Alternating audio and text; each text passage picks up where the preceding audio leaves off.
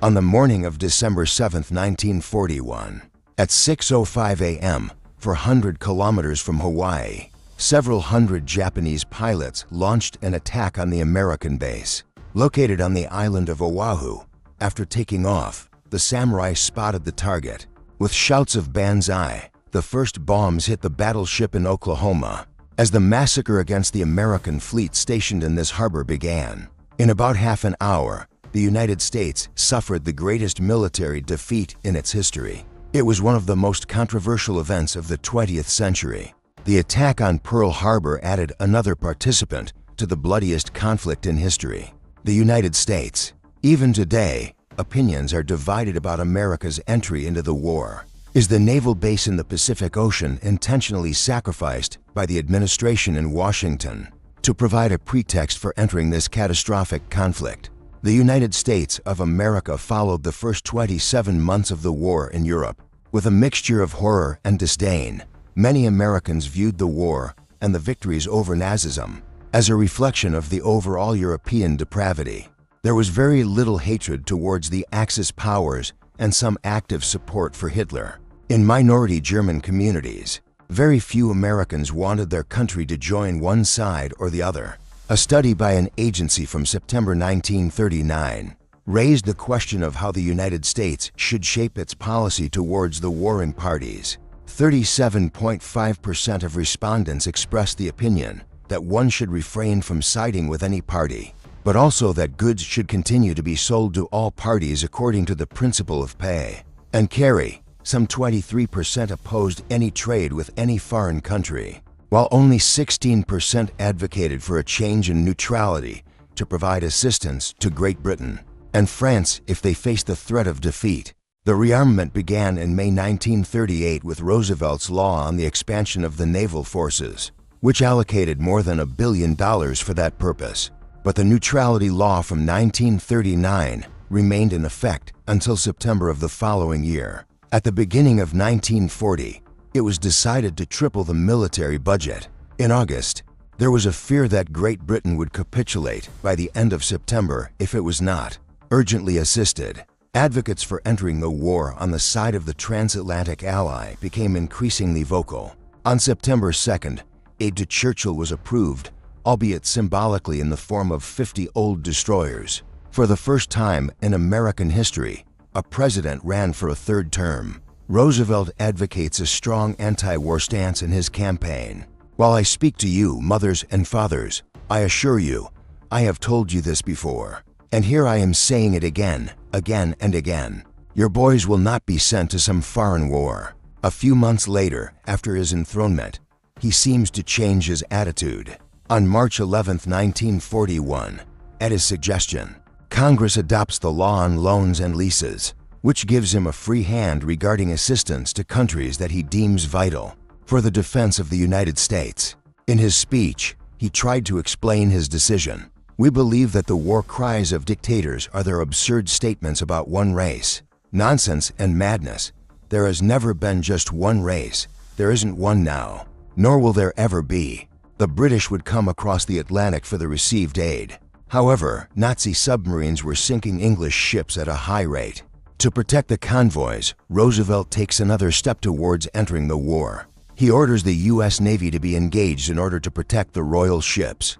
An integral part of this action was the occupation of Greenland and Iceland. Despite the measures taken, Vuvy and Admiral Dennick's packs continued to sink Allied aid convoys. Nazi Germany was not the only problem for the United States. In the Far East, Japan was expanding its territory at the expense of China more and more each day, thereby threatening the geostrategic interests of America, Great Britain, France, and the Netherlands.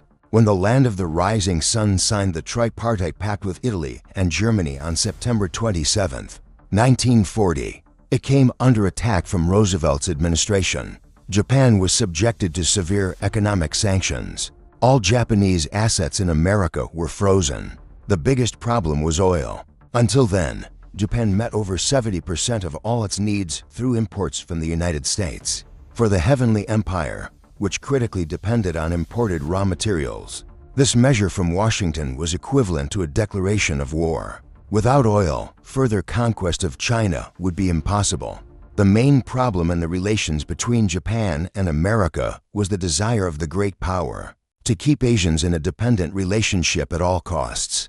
If the Imperial Army were to occupy the colonies of the Western countries in Southeast Asia, it would become a country that no longer critically depends on the import of raw materials. By taking Indochina, China would find itself in a checkmate position. The ultimate result of such events led towards the American expulsion from this part of the world, which is of course unacceptable for Washington. In short, the dispute is about who will plunder this part of Asia.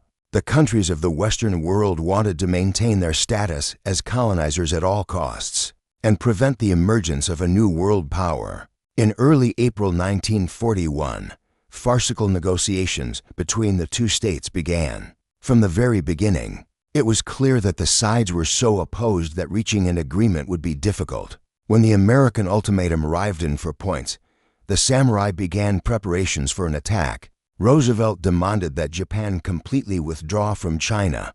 On this proposal, the Asians responded on July 25th by occupying Indochina, or rather taking it over from the Vichy government.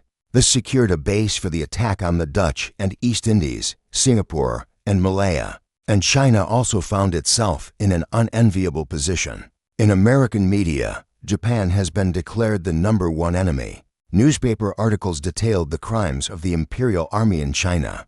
Almost every resident of the United States was familiar with the atrocities from Nanking in 1937. On the other side, Tokyo, August 9th, and definitely enough is from the attack on the Soviet Union. The defeat at Khalkhingal in 1939 in the Red Army is not forgotten. You can watch the documentary about this battle on the channel. The Quantum Army was literally defeated to the ground by the Soviet-Mongolian coalition, under the command of Georgy Zhukov.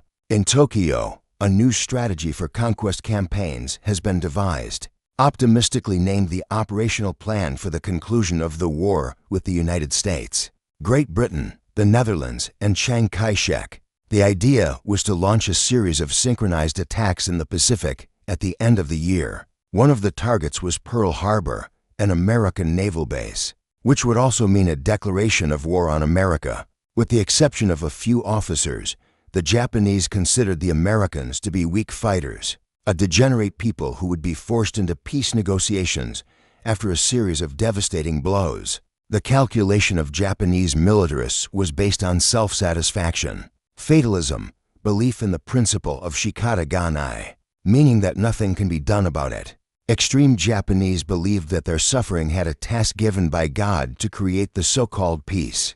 Under Japanese conditions, some commanders advocated the idea of attacking only the colonies of European countries, but the commanders of the Japanese Navy convinced the minority that the United States would declare war on their country in any case, regardless of whether the Philippines and Pearl Harbor were attacked. The initiator of the idea for the attack on this base was the first man of the Navy, Admiral Isoroku Yamamoto. In order for the enemy to be defeated, several conditions had to be met. The main target of the attack is the carriers of the Pacific Fleet. It is necessary to destroy the American planes from the island of Oahu in the operation.